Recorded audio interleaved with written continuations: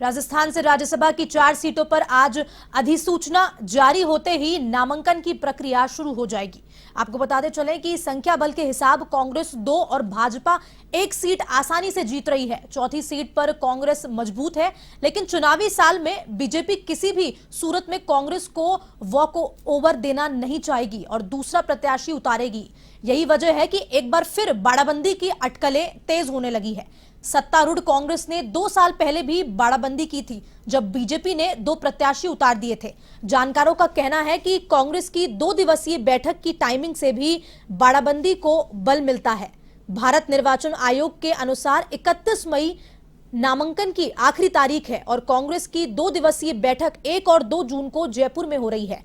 वहीं 3 जून को नाम वापसी का आखिरी दिन है। इससे संकेत मिल रहे हैं कि राज्यसभा चुनाव को देखते हुए यह कार्यक्रम तय किया गया है, ताकि विधायकों को एक जगह रखने में ज्यादा दिक्कत नहीं हो। चुनाव के लिए मतदान 10 जून को होगा।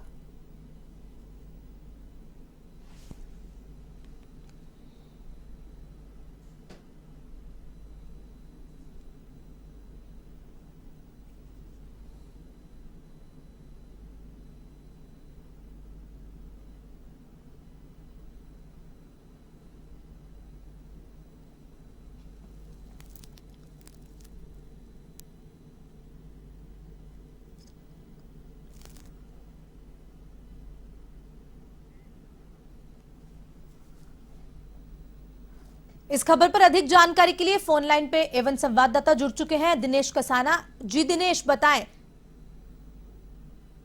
देखिए, राज्यसभा की 4 सीटों पर चुनाव होने हैं और उसके अधिसूचना आज जारी हो चुकी है चुनाव के लिए। और आज से अधिसूचना के साथ ही नामांकन की जो प्रक्रिया है वो भी शुरू हो गई है। 31 मई तक जो उम्मीदवार हैं वो अपने नामांकन दाखिल कर सकेंगे और नामांकन की प्रक्रिया है वो विधानसभा में होगी। विधानसभा में सुबह 11 बजे से और दोपहर 3 बजे तक कोई भी उम्मीदवार अपना नामांकन दाखिल कर सकता है।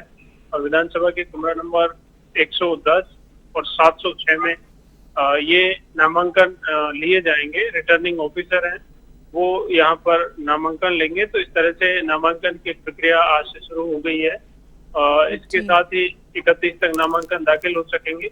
28 और 29 को शनिवार और रविवार के अवकाश रहेगा, उस दिन नामांकन की प्रक्रिया नहीं होगी।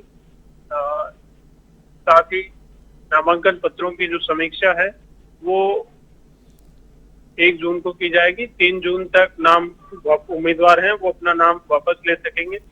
और अगर चूंकि 4 सीटों पर चुनाव हो रहे हैं, 5वें उम्मीदवार का अगर नाम आता है सामने तो मतदान की प्रक्रिया होगी और आवश्यकता होने पर मतदान की प्रक्रिया 10 जून को मतदान की प्रक्रिया होगी। प्रातः 9 बजे से शाम 4 बजे तक ये मतदान की प्रक्रिया होगी और उसी दिन मतगणना शाम को 5 बजे होगी। तो इस तरह से पूरे जो राज्यसभा की जो 4 सीटें जुलाई में रिक्त हो रही है उनकी पूरी मतदान चुनाव प्रक्रिया है वो आज से अधिसूचना शुरू होने के साथ ही शुरू हो गई है। तो इस तरह से ये पूरी चुनाव की प्रक्रिया राज्यसभा चुनाव की रहेगी।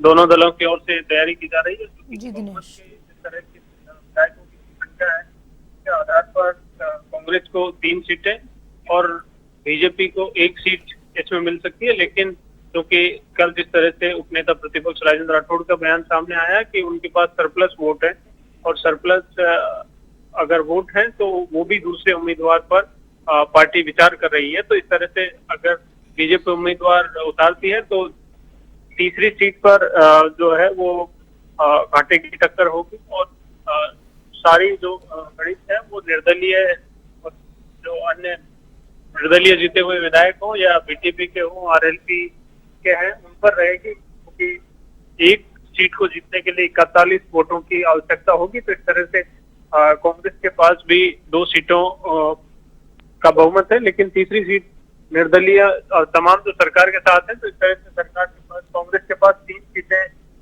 मिल सकती है। लेकिन बीजेपी उम्मीदवार उतारने की रणनीति तैयार कर रही है तो उससे माना जा रहा है कि मतदान की प्रक्रिया होगी और ये दोनों दलों के लिए चैलेंजिंग होगी।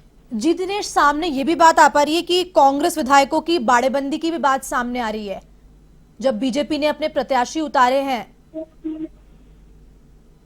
देखिए बाड़ेबंदी का जहां तक सवाल है वो राज्यसभा से पहले आमतौर पर एक कार्यशाला के नाम पर, ट्रेनिंग के नाम पर, वोटिंग की जो ट्रेनिंग होती है उसके नाम पर विधायकों को एक साथ रखा जाता है। लेकिन कल भी कैबिनेट मंत्री एमआरएम चौधरी ने इस तरह से कहा कि आवश्यकता होगी तो बाड़ेबंदी भी की जाएगी।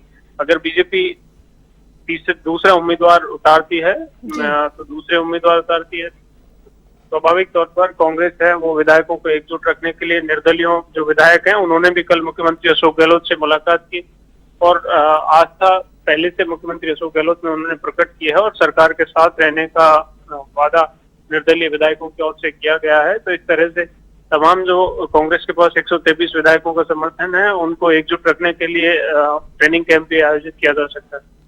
जी, एक और महत्वपूर्ण सवाल यहाँ ये आता है कि कांग्रेस बीजेपी की अलग अलग इन दोनों पार्टियों की रणनीति क्या रह सकती है?